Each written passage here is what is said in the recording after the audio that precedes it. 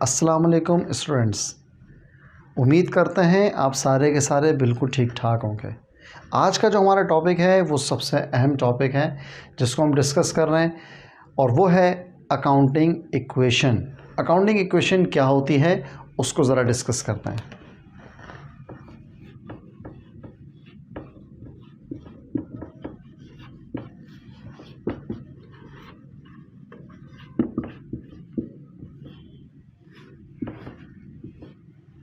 Accounting equation एक business के अंदर जब हम अपनी ट्रांजैक्शंस कर रहे होते हैं तो उस ट्रांजैक्शंस को किस नेचर से रिकॉर्ड किया जा रहा होता है और बिज़नेस में किस तरह से हमारी बैलेंस शीट इक्वल होती है, उसके तहत ये अकाउंटिंग इक्वेशन समझना बहुत ज़रूरी है। तो अकाउंटिंग इक्वेशन बेसिकली है क्या, उसको किस तरह से लिखा जाता है, वो आज हम डिस्कस कर रहे हैं।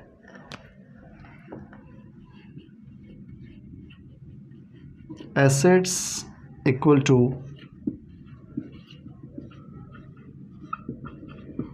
लायबिलिटीज प्लस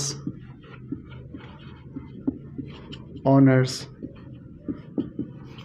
इक्विटी, ये होती है अकाउंटिंग इक्वेशन, जिसको दूसरे नाम में ना ये भी कहा जाता है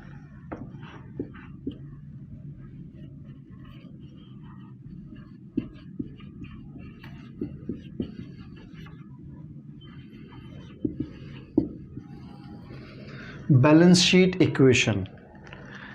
इसको अकाउंटिंग इक्वेशन भी कहा जाता है और इसको बैलेंस शीट इक्वेशन भी कहा जाता है। अब ये क्या चीज़ है, इसकी किस तरह से ट्रीटमेंट है, वो मैं आपको समझा रहा हूँ। एसेट्स बराबर होते हैं लायबिलिटीज़ प्लस ऑनर्स इक्विटी के।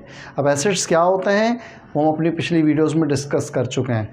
लायबिलिटीज़ क्या है वो भी डिस्कस हो चुका है और ऑनर इक्विटीज़ क्या है वो भी डिस्कस हो चुका है। आज हम उन्हीं चीज़ों को मद्देनज़र रखते हुए आज हम अकाउंटिंग इक्वेशन समझने की कोशिश करेंगे कि अकाउंटिंग इक्वेशन बेसिकली है क्या।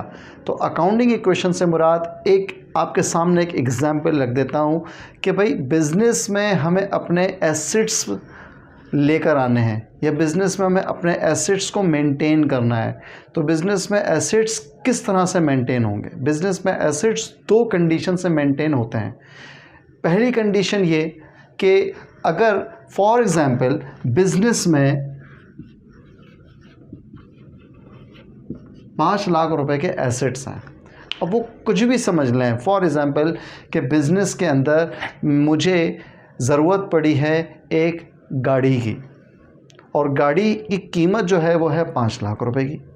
तो बिज़नेस के अंदर अगर मैंने एक एसेट को तैयार किया है तो इस एसेट को तैयार करने के पीछे क्या कंडीशंस हुई थी उसको देख लेते हैं। अब हो सकता है कि पूरे के पूरे पैसे एक ऑनर ने लगा दिए हों, तो अगर एक ऑनर ने सारे के सारे पैसे लगा दिए तो ऐसी सूरत में लायबिलिटीज़ कुछ नहीं होगी और सारी की सारी अमाउंट ऑनर्स इक्विटी की होगी। तो इस तरीके से भी एक अकाउंटिंग इक्वेशन मेंटेन होती है कि बिज़नेस में इन्वेस्टमेंट की गई और उसके अगेंस्ट में बिज़नेस के अंदर एसेट इंक्रीज़ हो गया। अब इसी तरीके से दूसरी कंडीशन भी होती है। ये तो थी पहली कंडीशन। अब हम बात करते हैं दूसरी कंडीशन की। दूसरी कंडीशन में यह है कि फॉर एग्ज़ाम्पल बिज़नेस में 5 लाख रुपए का एसेट इंक्रीज़ हुआ है और उसके पीछे जो कंडीशन हुई थी वो ये थी कि एक ऑनर ने अपने ज़ाती जो पैसे लगाए हैं वो लगाए हैं 3.5 लाख रुपए, लेकिन बिज़नेस में एसेट तो आया है 5 लाख रुपए का। तो 1.5 लाख रुपए का अमाउंट कहाँ से आया होगा?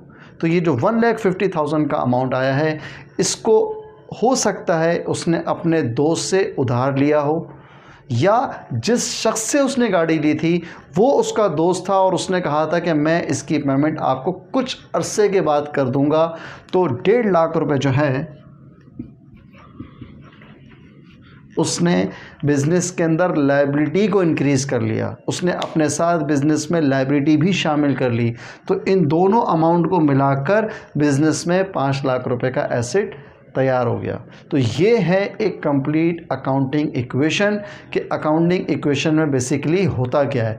होता ये है कि जब हम बिज़नेस में एसेट्स तैयार कर रहे होते हैं तो साथ साथ हमारी ऑनर्स इक्विटी भी रेडी हो रही होती है, या अगर हम बिज़नेस में एसेट्स रिकॉर्ड कर रहे होते हैं तो उसमें हमारे साथ लायबिलिटीज़ और ऑनर इक्विटी भी शामिल होती है। दोनों कंडीशंस मैंने आपके साथ डिस्कस कर ली हैं, और इसकी कुछ वेरिएशंस होती हैं कि इसके अंदर से अगर एक अमाउंट मिसिंग कर दी जाए तो हम कैसे मालूम करेंगे। तो ये एक अलग कंडीशंस होती हैं, ये एक अलग क्वेश्चंस में आते हैं। हम जब इसकी डिटेल में जाएंगे तब हम आपको ये ज़रूर बताएंगे कि ये किस तरह से मेंटेन होंगी। तो मिलते हैं नेक्स्ट वीडियो के साथ। अल्लाह हाफ़िज़।